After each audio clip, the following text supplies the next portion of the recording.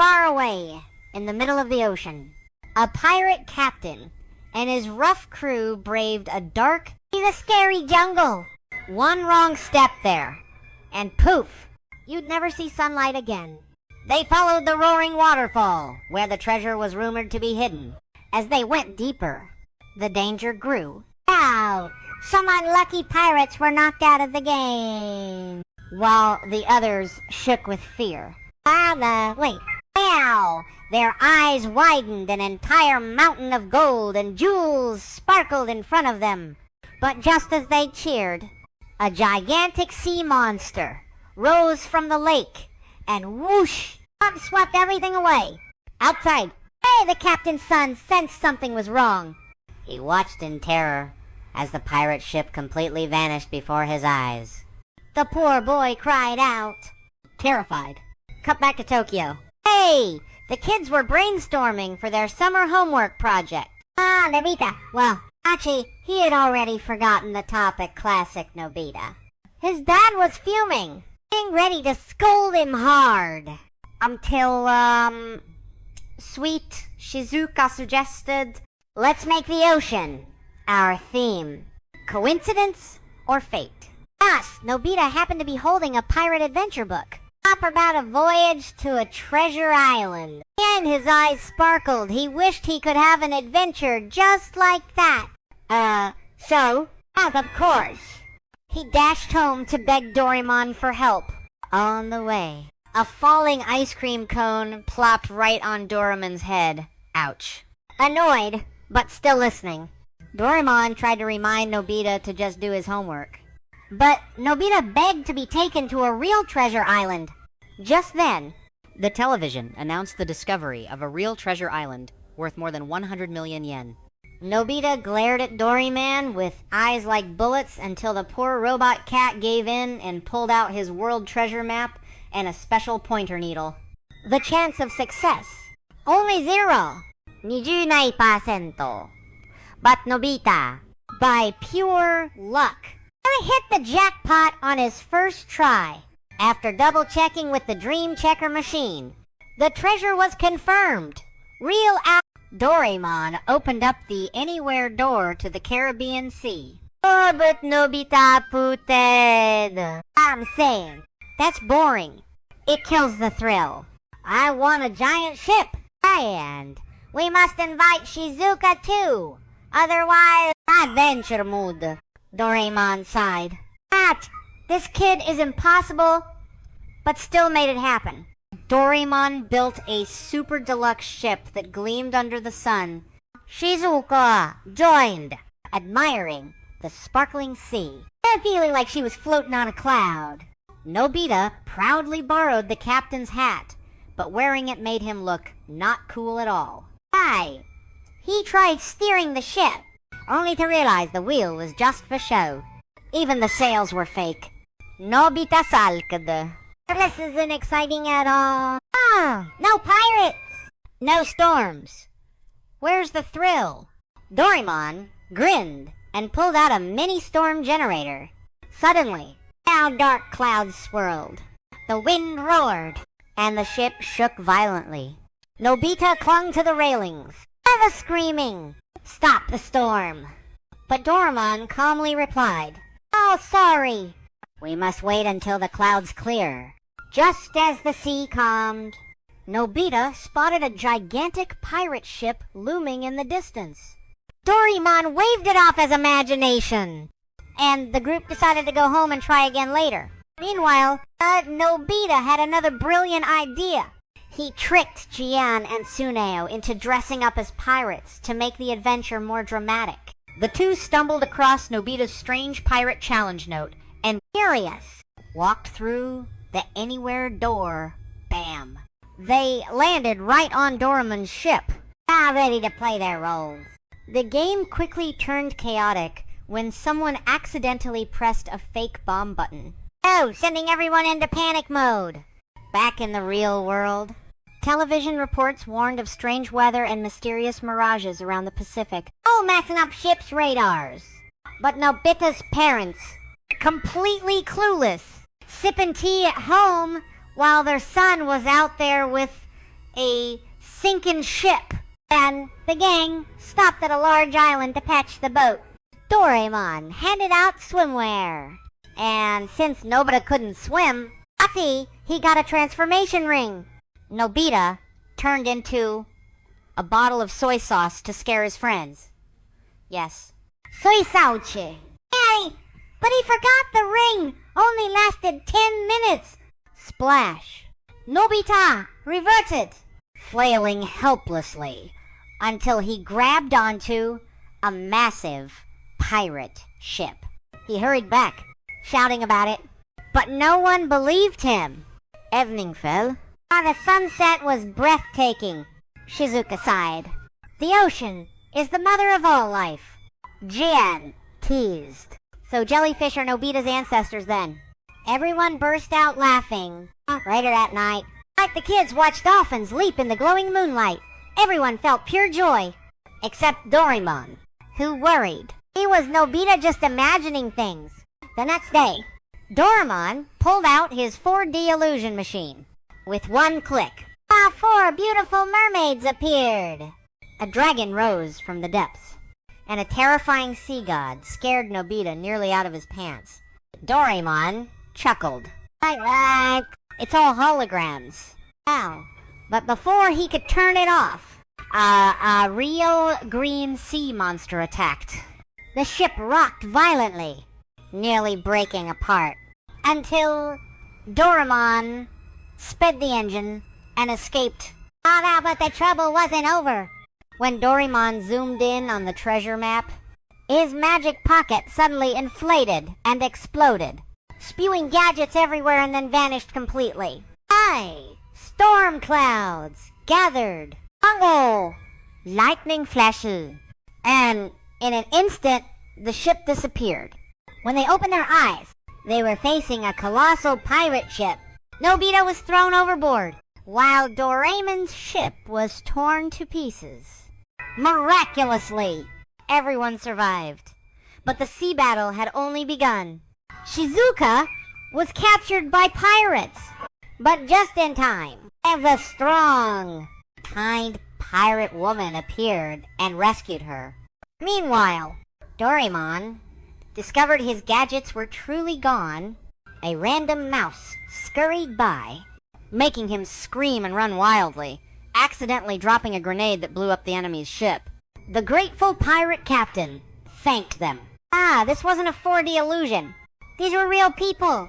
And Doraemon's eyes widened in shock.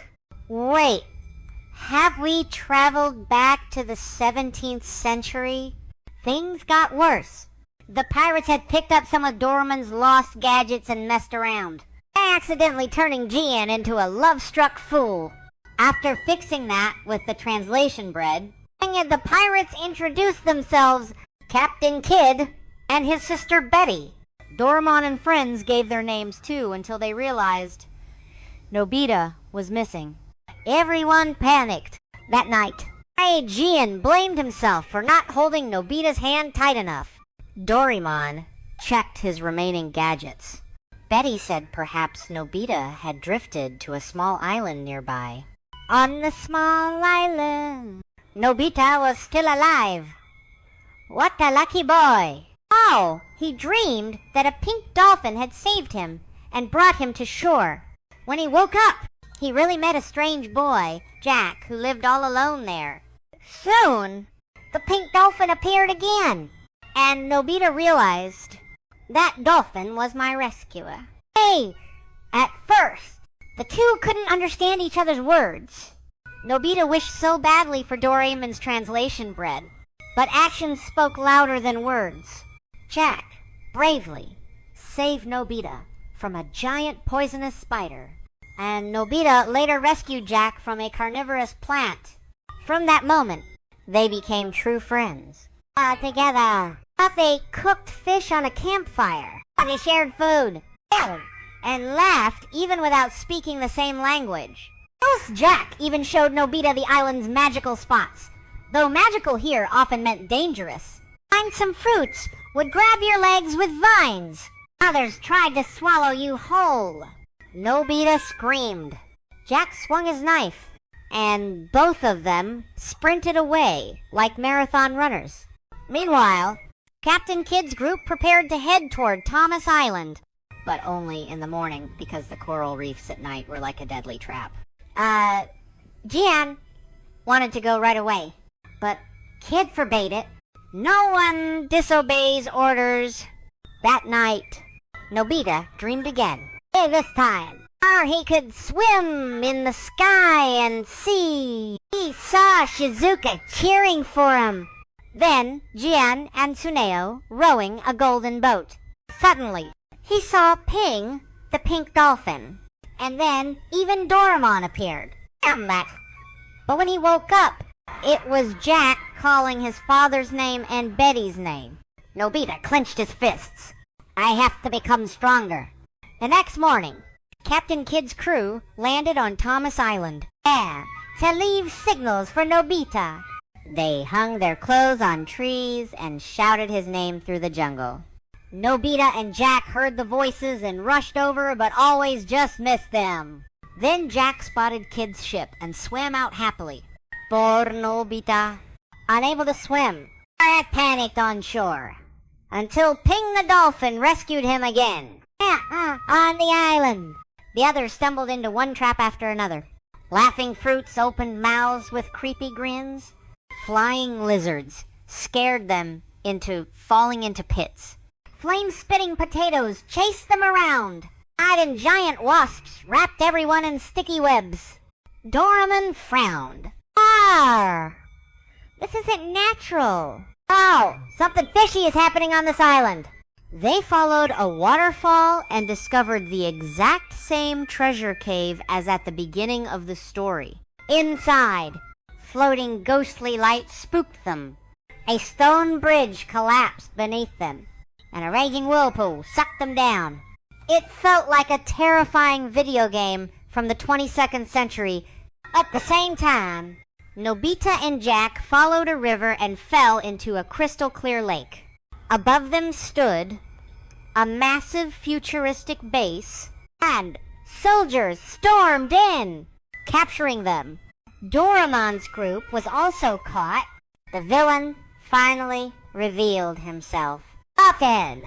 Captain, see you, with his partner, Professor Crone.